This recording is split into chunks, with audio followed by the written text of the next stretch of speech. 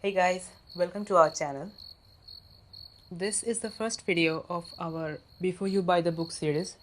In the videos of this series, we are actually going to read first few parts of a book, like a story or a novel, novellas, to give you a subtle hint about the story, to show you the writing simplicity and whether the plot of the book falls in your favorite genre. This is our first video, so we must have done a lots of mistakes. So please let us know in the comments below that we can improve in the next videos. Now please sit back, relax and enjoy our today's presentation, The Silent Patient by Alex Michaelides. Part 1. He that has eyes to see and ears to hear may convince himself that no mortal can keep a secret. If his lips are silent, he chatters with his fingertips. Betrayal oozes out of him at every pore. By Sigmund Freud, Introductory Lectures of Psychoanalysis. Chapter 1. Alicia Berenson was 33 years old when she killed her husband. They had been married for 7 years. They were both artists. Alicia was a painter and Gabriel was a well-known fashion photographer. He had a distinctive style, shooting semi-starved, semi-naked women in a strange, unflattering angles. Since his death, the price of his photographs has increased astronomically. I find his stuff rather slick and shallow, to be honest. It has none of the visceral quality of Alicia's best work. I don't know enough about art to say whether Alicia Berenson will stand the test of the time as a painter. Her talent will always be overshadowed by her notoriety, so it's hard to be objective. And you might well accuse me for being biased. All I can offer is my opinion for what it's worth. And to me, Alicia was kind of a genius. Apart from her technical skill, her paintings have an uncanny ability to grab your attention by the throat almost and hold it in a vice-like grip. Gabriel Berenson was murdered 6 years ago. He was 44 years old. He was killed on the 25th of August. It was an unusually hot summer, you may remember, with some of the highest temperatures ever recorded. The day he died was the hottest of the year. On the last day of his life, Gabriel rose early. A car collected him at 5:15 a.m. from the house he shared with Alicia in northwest London on the edge of Hampstead Heath, and he was driven to a shoot in Shoreditch. He spent the day photographing models on a rooftop for Vogue. Not much is known about Alicia's movements. She had an upcoming exhibition and was behind with her work. It's likely she spent the day painting in the summer house at the end of the garden, which she had recently converted into a studio. In the end, Gabriel's shoot ran late and he wasn't driven home until 11 p.m. Half an hour later, their neighbor, Barbie Hellman, heard several gunshots. Barbie phoned the police, and a car was dispatched from the station on Haverstock Hill at 11:35 p.m. It arrived at Berenson's house in just under 3 minutes. The front door was open. The house was in pitch black darkness. None of the light switches worked. The officers made their way along the hallway and into the living room. They shone torches around the room, illuminating it in intermittent beams of light. Alicia was discovered standing by the fireplace. Her white dress glowed ghost-like in that torchlight. Alicia seemed oblivious to the presence of the police. She was immobilized, frozen, a statue carved from ice, with a strange, frightened look on her face, as if confronting some unseen terror. A gun was on the floor. Next to it, in the shadows, Gabriel was seated, motionless, bound to a chair with wire wrapped around his ankles and wrists. At first, the officers thought he was alive. His head lolled slightly to one side, as if he were unconscious. Then a beam of light revealed Gabriel had been shot several times in the face.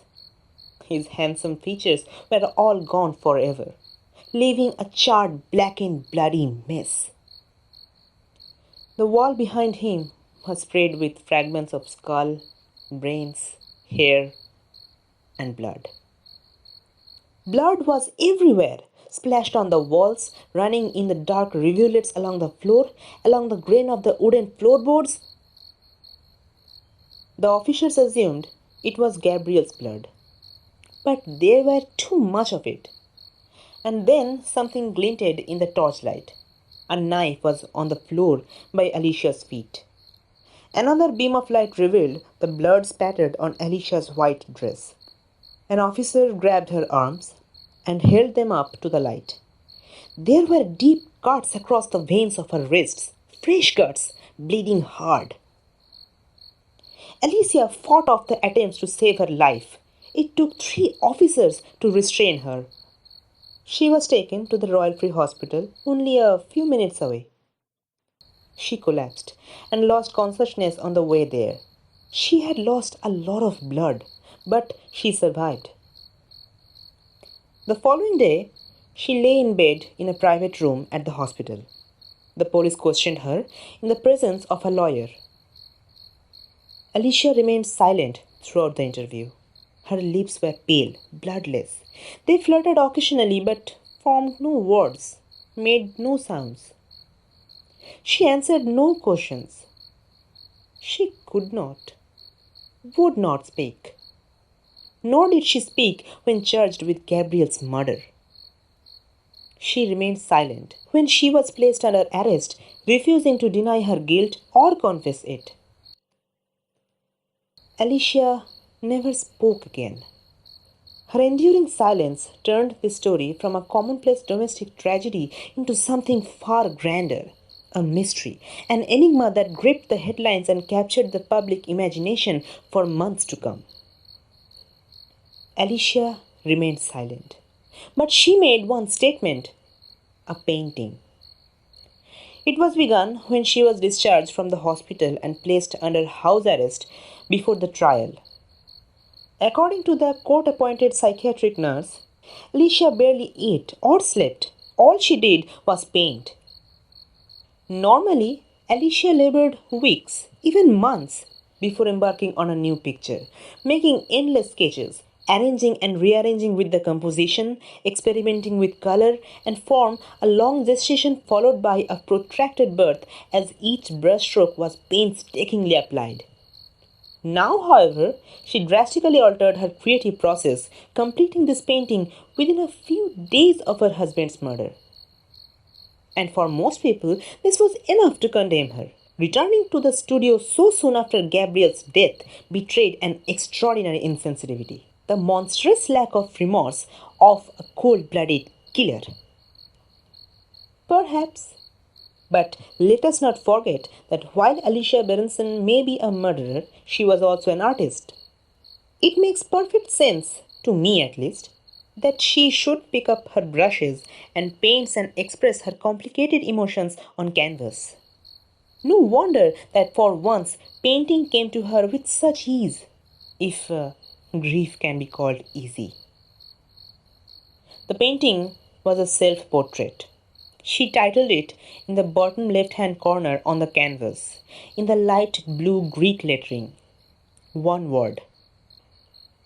Alcestis. Chapter 2.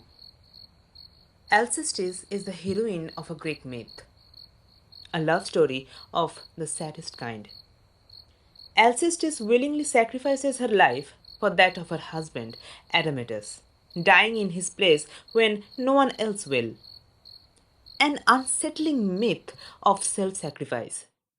It was unclear how it related to Alicia's situation.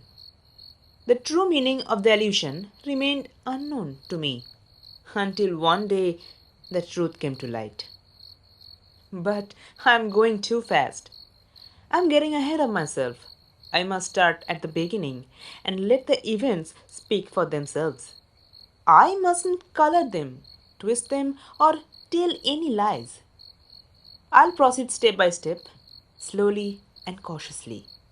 But where to begin? I should introduce myself.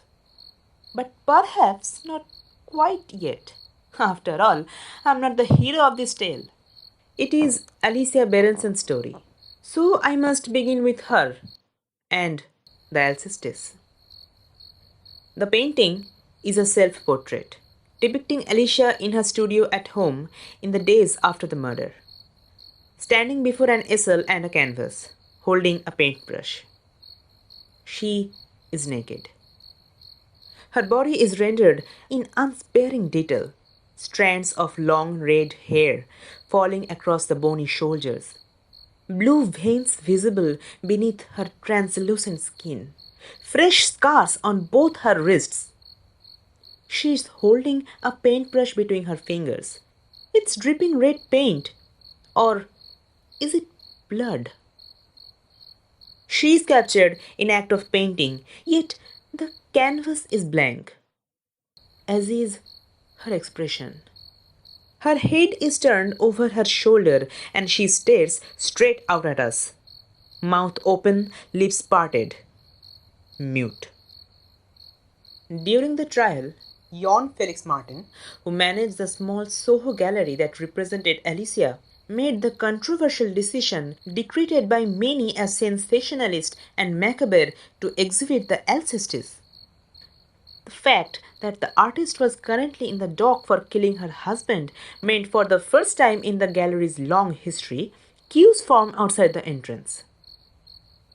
I stood in the line with the other prurient art lovers, waiting my turn by the neon red lights of the sixth shop next door. One by one, we shuffled inside. Once in the gallery, we were hurried toward the painting, like an excitable crowd at the fairground making its way through the haunted house. Eventually, I found myself at the front of the line and was confronted with the Alcestis. I stared at the painting, staring into Alicia's face, trying to interpret the look in her eyes, trying to understand, but the portrait defied me. Alicia stared back at me, a blank mask, unreadable, impenetrable. I could divine neither innocence nor guilt in her expression. Other people found her easier to read. Pure evil, whispered the woman behind me. Isn't she? Her companion agreed. Cold-blooded bitch. A little unfair, I thought, considering Alicia's guilt had yet to be proven, but in truth, it was a foregone conclusion. The tabloids had cast her as a villain from the start, a femme fatale, a black widow, a monster. The facts, such as they were simple. Alicia was found alone with Gabriel's body. Only her fingerprints were on the gun. There was never any doubt she killed Gabriel. Why she killed him, on the other hand, remained a mystery. The murder was debated on the media, and different theories were espoused in print and on the radio and on morning chat shows. Experts were brought in to explain, condemn, justify Alicia's actions. She must have been a victim of domestic abuse. Surely pushed too far before finally exploding. Another theory proposed a sex game gone wrong. The husband was found tied up, wasn't he? Some suspected it was old-fashioned jealousy that drove Alicia to murder. Another woman, probably. But at the trial, Gabriel was described by her brother as a devoted husband, deeply in love with his wife. Well, what about money? Alicia didn't stand to gain much by his death. She was the one who had money, inherited from her father. And so it went on. Endless speculation, no answers. Only more questions about Alicia's motives and her subsequent silence.